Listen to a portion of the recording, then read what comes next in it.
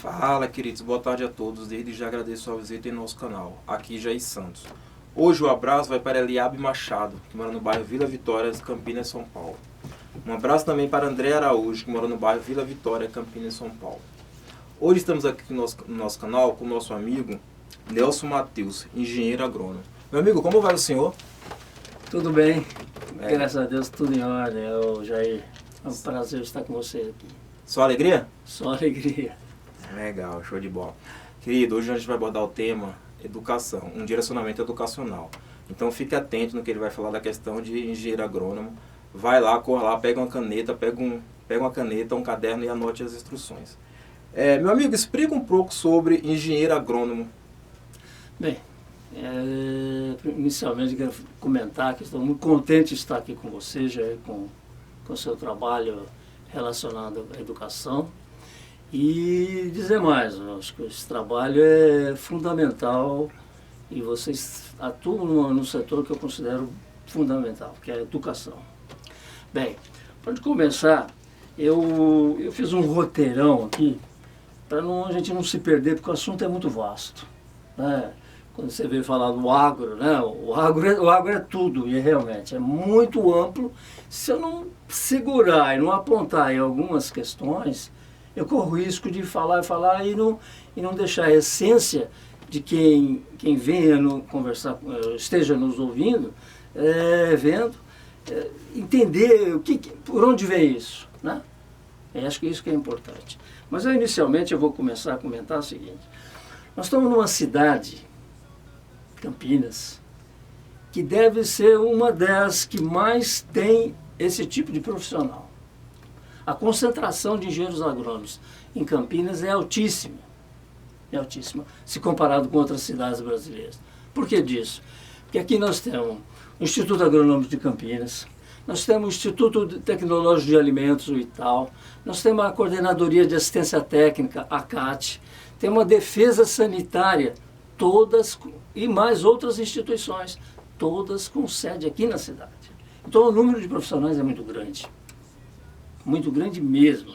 Eu não sei precisar o número exato, mas é grande. Agora, falar de engenheiro agrônomo, tem que entender que ciência é essa, de onde vem essa coisa. A ciência é a agronomia. Agronomia. E o que é essa tal de agronomia? A agronomia nada mais é que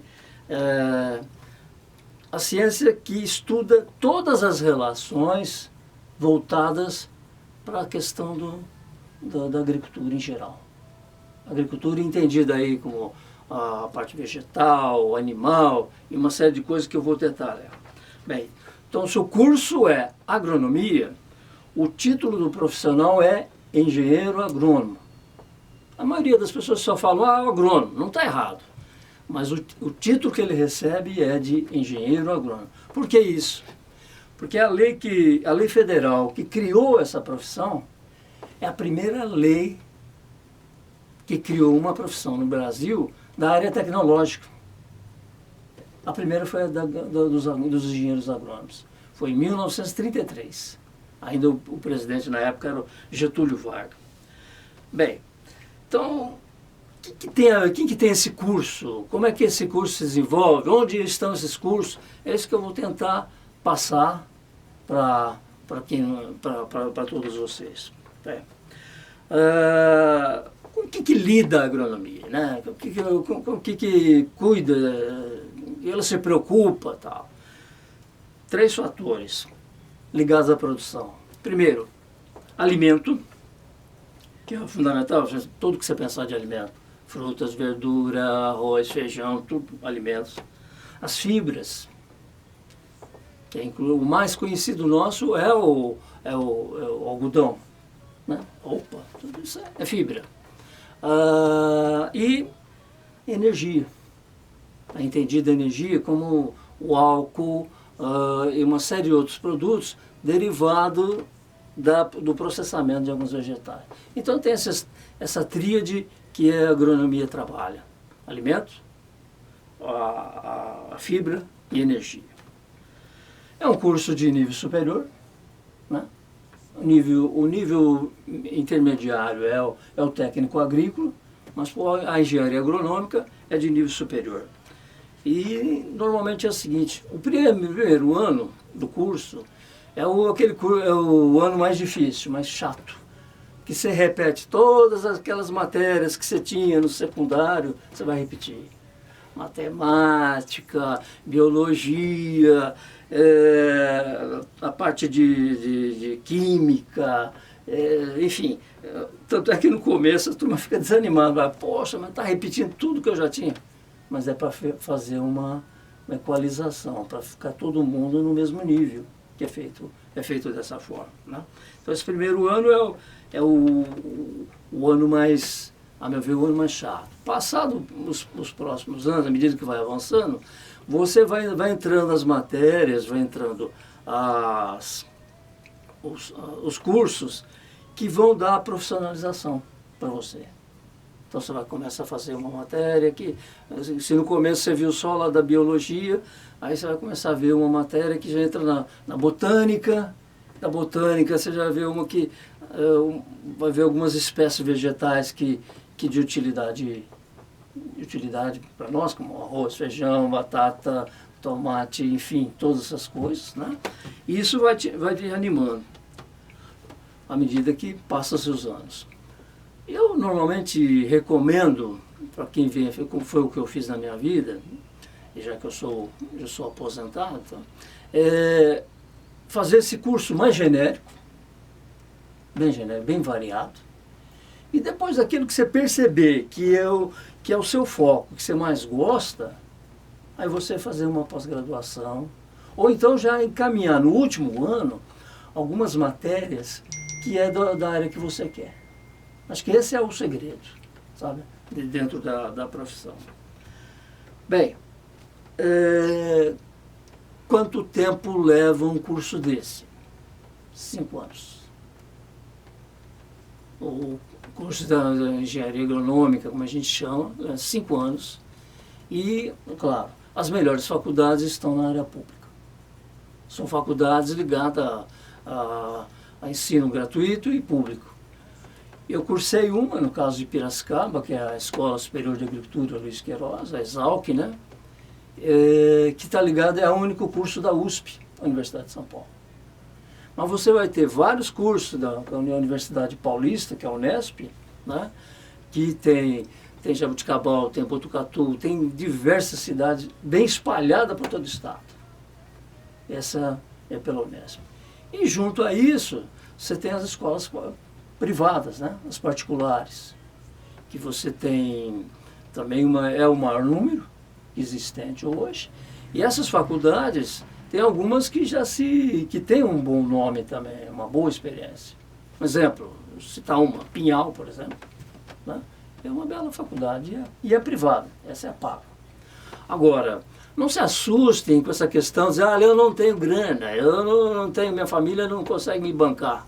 Não se preocupe. Se você entrar numa da Unesp ou da USP, a faculdade dá um jeito. Não se preocupe. Dá jeito como? Você pode fazer estágio, seu estágio é remunerado. No caso da Exalc, ainda é melhor ainda. Tem uma casa de estudante que abriga mais de 150 alunos, tudo de graça. E os estágios oferecidos, já no que você pretende ser o profissional, lhe pagam muito bem. Lhe pagam muito bem. Aí tem bolsa de alimentação, tem restaurante universitário. Então, assim, o desafio é passar no vestibular. O resto vem depois. Repito, não se preocupe, eu garanto que vocês, numa dessas, está resolvido. Eu digo isso, se são as mais concorridas, por outro lado, vocês ainda têm tudo garantido. Né? Então não há aquela preocupação, minha família não vai. Não se preocupe. Dá-se um jeito. Entende? Agora, se você tem condição de arcar com uma despesa que não é muito baixa, é lógico, é muito menos que um curso de medicina, por exemplo, né? Mas você tem condição de arcar com uma despesa, então você pode enfrentar as privadas que tem aí dezenas. Eu calculo hoje, se eu estou um pouca coisa desatualizado, mas eu calculo que a gente tem umas 50 faculdades de agronomia no estado de São Paulo. É um número alto. Né? É um número alto. Então, você tem como ver o que é melhor para você e o que cabe no teu orçamento, né? Se você realmente gosta.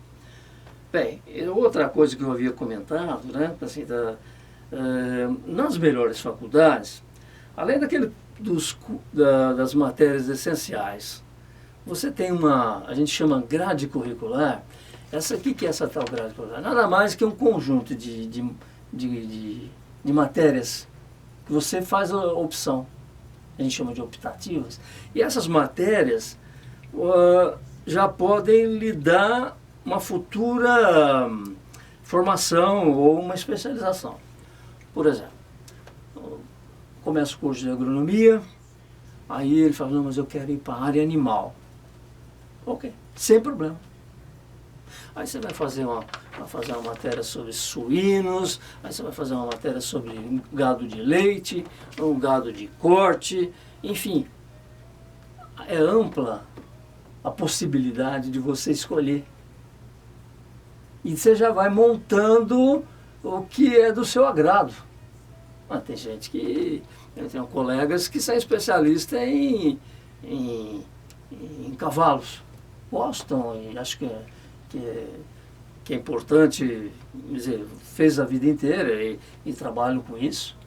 Ótimo, ele fez a opção. E ele foi montando o seu currículo à medida que ia fazendo essas matérias. Né? Então é muito, muito, muito amplo. Eu não sei, Jair, você fique também à vontade, quiser interromper, levantar alguma questão e que você acha que possa ser de interesse dos nossos, os que nos acompanham, entende? Até para mim a conversa ficar mais dinâmica, tá? Não, tranquilo, está indo bem, é bem top. Eu queria fazer uma perguntinha nesse meio aqui. Pois não. Qual plantio nosso solo brasileiro lidera em termos de arrecadação financeira? Olha, repete para mim, vamos ver se eu entendi. Qual plantio nosso solo brasileiro lidera em termos de arrecadação financeira? Hoje as últimas previsões que alguns colegas, tem engenheiro agrônomo que trabalha só com economia rural, só economia. Sim, eu dei uma verificada, não percebi. Viu? Então, hoje o nosso número na produção agrícola total, né, não é só uma área, somado tudo, já se fala em 1 trilhão. Já se fala em 1 trilhão de coisas. E na balança de comércio hoje, cada vez mais crescente. O mundo precisa de comida, alimento. Não só alimento, mas eu falei de fibra e até de energia. Vocês podem exportar álcool, né? Então, cada vez mais a gente tem se tornado presente. Eu sou de um tempo que era assim, começava a faltar açúcar, aí sumiu o açúcar. Não tinha, não é que o cara estava segurando o cara de preço, não tinha produção. Aí depois faltava o leite, depois faltava farinha e não sei mais o que. Hoje isso não existe mais. O que a gente tem hoje, e a dificuldade que você tem às vezes, é que como aquele custo de produção aumentou muito, o salário do nosso povo não acompanhou para poder fazer a compra. Mas não tem escassez. Isso não tem mais. Na verdade, o que eu queria impor também nessa situação, em si, assim, tem um cacau, que falam que é muito rico, tem a cana-de-açúcar também. Então eu queria falar assim, no sentido desses, qual mais assim é uma rentabilidade? Temos... na pauta de exportação, a soja é imbatível. Imbatível? A soja é a campeã. Porque eles falam, a soja tal, mas a soja é o óleo. E mais que isso, a soja é a base de ração para todos os animais que você quiser. Então ela é a base para para o cara criar a ave, frango, né? Sim. Os ovos, o suíno, que são as carnes mais consumidas no mundo. A carne mais consumida no mundo não são as carnes vermelhas. A carne vermelha é cara e difícil, né?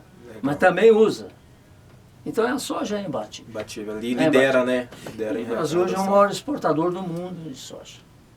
Top, legal. Né? Então é por isso que... E é claro, além do óleo, né? Mas a questão maior, mas eu não como soja. O oriental come muita soja, né? Seja em diversas formas.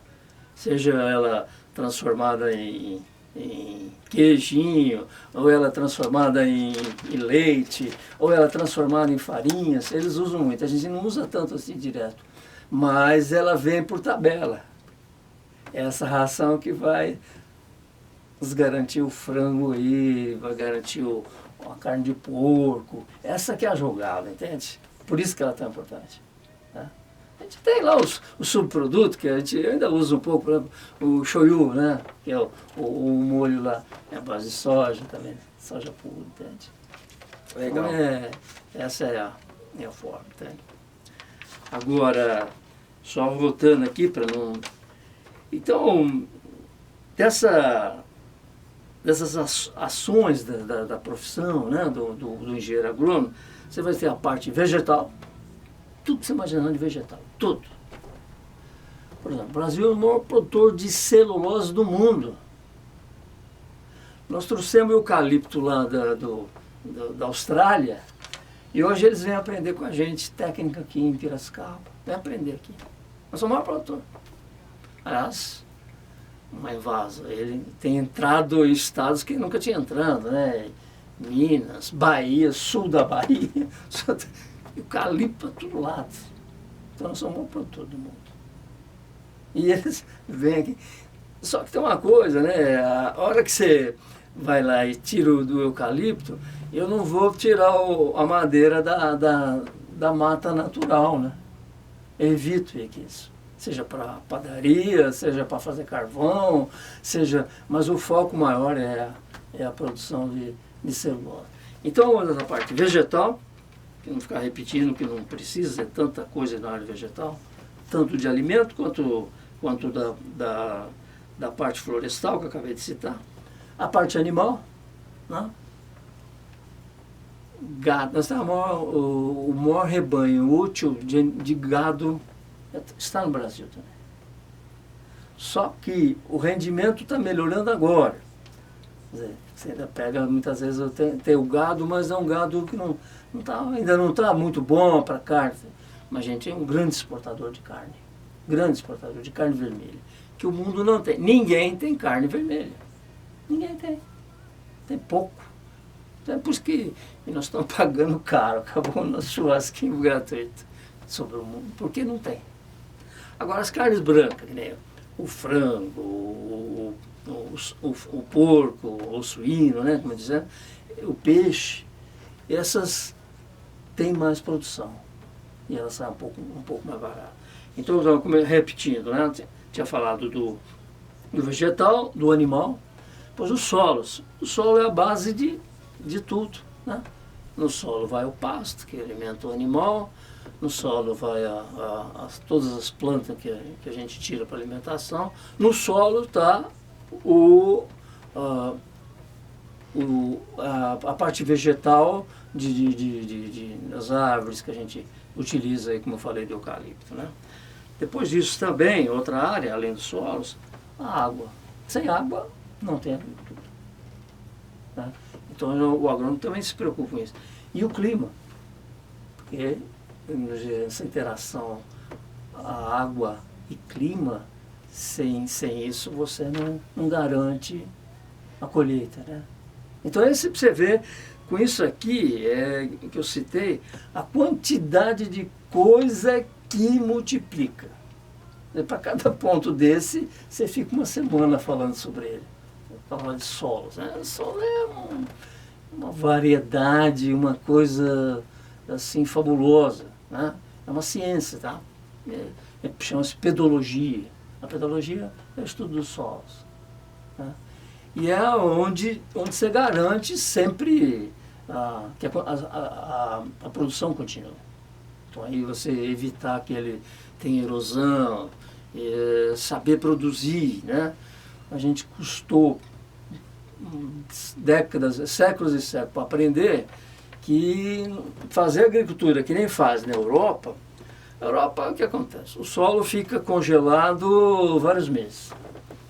Então, para acelerar que o solo derreta aquele gelo, eles abrem. Eles abrem, vão, e aquilo aquele gelo que está lá vai derretendo. Tá? Aqui não tem isso, pô. Não existe isso aqui. Então a gente abria muito solo. Hoje a técnica mais avançada que nós temos aqui chama-se plantio direto. Não se mexe mais no solo. Faz um buraquinho, põe lá e deixa a palha por cima para preservar. Isso foi aprendido aqui, os estudos daqui. Que a agricultura tropical é totalmente diferente de uma agricultura da Europa, totalmente, entende? Então nós estamos aprendendo ainda hoje, aí entra a ciência, né, entra a agronomia, como é que a gente planta e produz num local de calor que nem esse, no trópico. Né?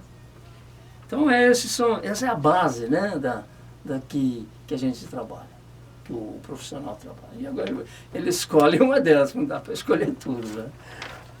Legal, é muito rica a área, né? É muito. Eu tava vendo lá a grade lá e tal. Só para finalizar aqui, não ficar muito se estendendo, eu estava lendo um artigo, eles alegam que as duas principais causas do desmatamento florestal são a agropecuária e o corte ilegal de árvore. É possível um equilíbrio entre esses dois, diminuir no desmatamento? Sim. O bom agricultor, ele não desmata. Pelo contrário. Hoje, com essas secas que está acontecendo, veja aí, né, eu estou brincando, eu tenho feito umas brincadeiras que é o seguinte, vocês repararam que as enchentes hoje estão no Nordeste? Repararam? Quem está ficando debaixo d'água é o Nordeste, e aqui seco. Então, quer dizer, claro, assim, o clima, às vezes, o clima já mudou muitas vezes na Terra, e pode mudar de novo. A gente não tem domínio total disso não. Mas a gente pode, às vezes, atrapalhar e complicar.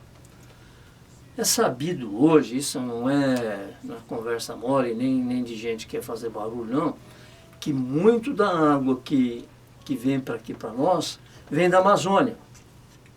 Uma árvore, quando ela está, à noite principalmente, que ela está respirando, ela solta água. É que não umedece tudo.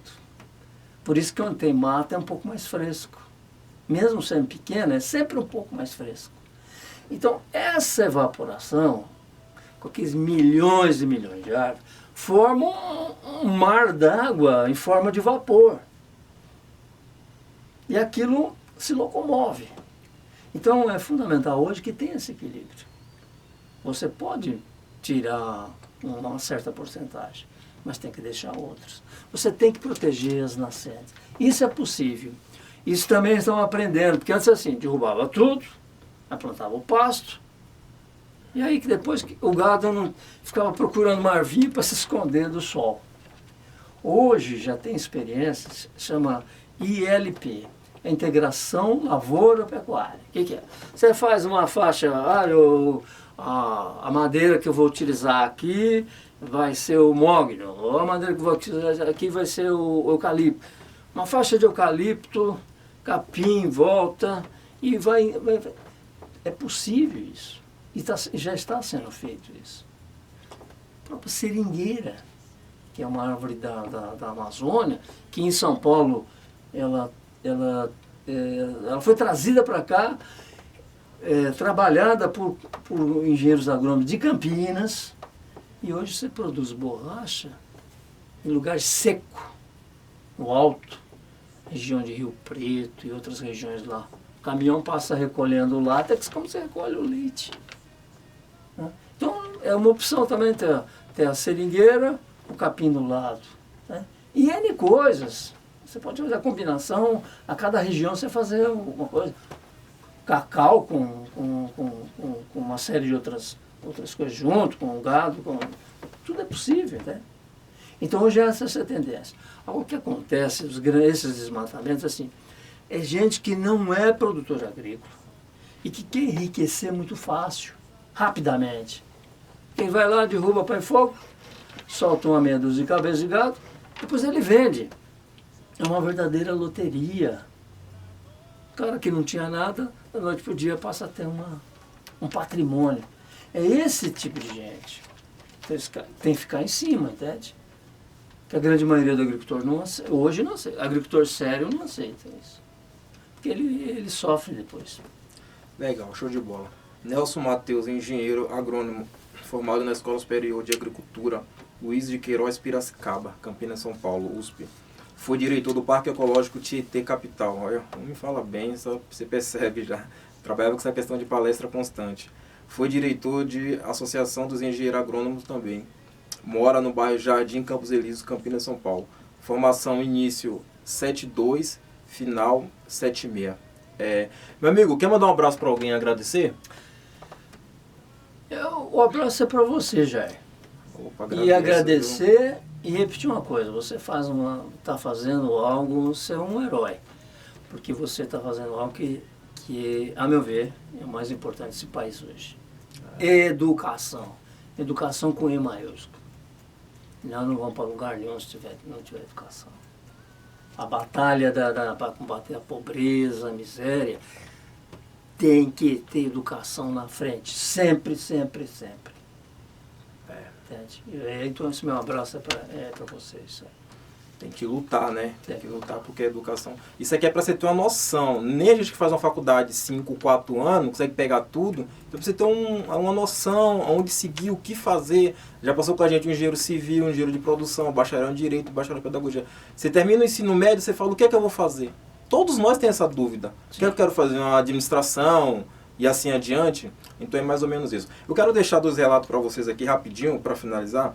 Eu estava vendo uma reportagem, uma certa pessoa com 45 anos. Ele ganhou 20 milhões na loteria, já com a vida estabilizada. A repórter fez uma pergunta para ele que eu achei muito interessante. Perguntou para ele, o que você faria hoje quando você ganhou há 20 anos atrás esses 20 milhões na loteria?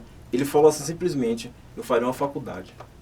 Então olha aí como é muito interessante. Você, questão de estudar, não é só parte financeira, é conhecimento. Então é muito forte a situação. Outra situação também que eu até comentei com o nosso amigo aqui, já comentei com outras pessoas. Eu estava vendo uma mentoria e o rapaz, no decorrer dessa mentoria, ele falou, quando você tiver em um leito de cama, entendeu? Você nunca vai lembrar os bens que você tem, da questão de fazenda e assim adiante, mansões e assim adiante. Ele vai lembrar o quê? O legado que você vai deixar, o que você fez de bem para a sociedade, entendeu? Então é mais ou menos isso. Então faça o bem, que só assim terá paz de espírito nos dias difíceis. Então é mais ou menos isso a vida. Meu amigo, muito obrigado, viu, pela sua participação com a gente, ficou muito claro, é uma área rica, extensa, a gente deu uma verificada lá. Rapaz, só uma perguntinha básica para terminar. O engenheiro ele pode ser visto como um doutor também ou não? Não, por isso que eu falei, o título é engenheiro agrônomo, né? O doutor só é cabível quando, após ele terminar o curso, ele faz a pós-graduação e em seguida o doutoramento. O doutoramento nada mais é do que você defender uma ideia e provar aquilo. Tem que provar, é a parte mais difícil, né? Defender uma determinada... Por exemplo, um exemplo.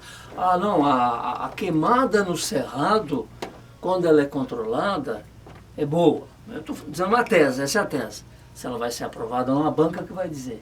Aí ele passa a ser doutor. Porque eu vi uma plaqueta esses dias, aí tava lá, engenheiro civil não sei quem. Aí tava escrito também embaixo, doutor não sei o quê, com o mesmo nome em cima. Então por isso que eu fiquei nessa questão, dessa dúvida. Porque ele defendeu uma tese em determinado momento. Deu certo. Fez o doutorado também na questão, né? Faz doutorado e ele defendeu essa tese. Mais ou menos isso. As pessoas boas têm que explorar bastante. Mas uma perguntinha aqui básica já para finalizar mesmo. O que você acha do ensino à distância no nosso país? No caso, por exemplo, da agronomia, eu acho um pouco complicado. Presencial já é difícil, imagine a distância. Como é que eu vou saber que planta, até uma planta é aquela, sabe? Triste, Mas né? eu não pela situação que a gente vive e pelo tamanho desse país, por dar um exemplo, o cara mora lá no meio da selva amazônica. Eu vou dizer para esse cara, não faça isso não. Né? Então, para ele é uma coisa ótima. Por mais fraco que seja, ele acrescentou alguma coisa na vida dele a fazer um curso à distância. Né? Eu acho que não precisa saber dosar e ver a realidade de cada um. Agora, numa cidade que tem aqui dezenas de faculdades, tem universidade, tem de tudo, poxa, tem que batalhar, né? Cara, tem que ser bom de mente, porque eu presencialmente já é um pouco meio difícil, imagine a distância. É igual ser estreito. Não, né? eu só faço esse senão para achar que de antemão já condenar. Não é assim. Mas o mercado ele coloca, mas ele tem preconceito com faculdade a longa distância. Com certeza. Eles têm, não adianta falar que não, que eles Não, têm. E assim com com outras situações também. Mas enfim, para finalizar aqui, eu quero mandar um abraço para Evandro Oliveira, que mora no bairro Vida Nova, Campinas. Esses abençoados, Matheus, Lucas, Evandro e Iago, esses aí amigos de longa data. Vira e mexe, vai ter um abraço aqui para eles aqui. Um abraço também para o doutor André Santos, que mora no bairro Swift, Campinas, São Paulo. Desde já um abraço a todos e um ótimo domingo.